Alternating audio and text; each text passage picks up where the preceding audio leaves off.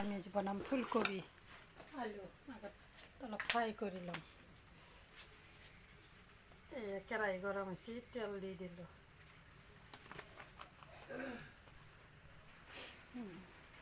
তেল গৰম অলপ ৰং গুড়া দি দিলোঁ। ফুলকবিটো আৰু আলুটো অলপ ফ্ৰাই কৰি ল'ম। দি দিলোঁ আলু ফুলকবি।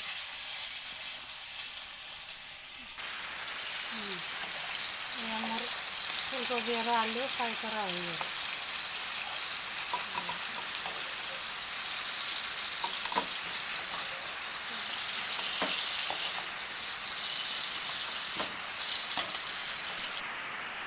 আমার তেল দিলে, তেল আসছিল অলপ ফ্রাই করা তেলখানি।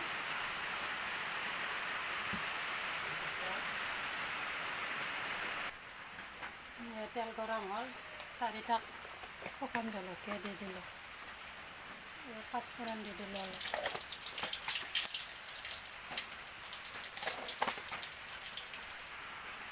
এয়া পিঁয়াজ আৰু কাঁচা জলকীয়া দি দিলোঁ।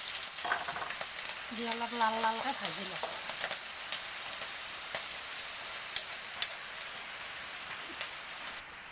এয়া পিঁয়াজ ভাজা হ'ল, সোৱাদ অনুযায়ী নিমখ দিছোঁ।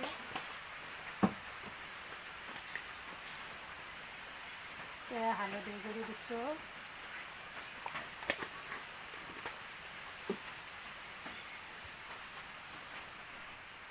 এয়া মোৰ পিঁয়াজ ভাজা হৈ গ'লে ফুলকবি আলু বহাই দিলোঁ। এনেকৈ 5 মিনিটমান ভাজিব লাগিব।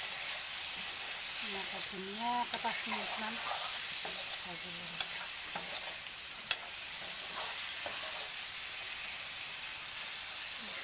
আপোনালোকে একবাৰ বনাবচোন। মোৰ ভাজা হৈ গ'ল, অলপ পানী দি দিলোঁ।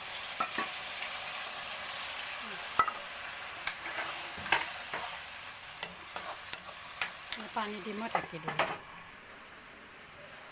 এয়া মই বিলাহী দিছোঁ এটা কাটি।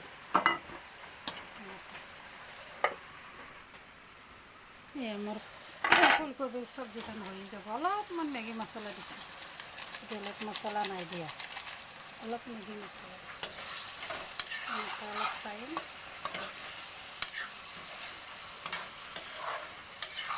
আপোনালোকে একবাৰ বনাব দেই। মই যিয়ে জানো সেই আপোনালোকৰ ওচৰত শ্বেয়াৰ কৰোঁ।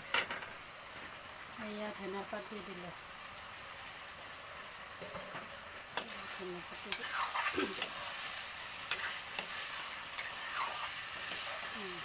দালি বনাইছোঁ।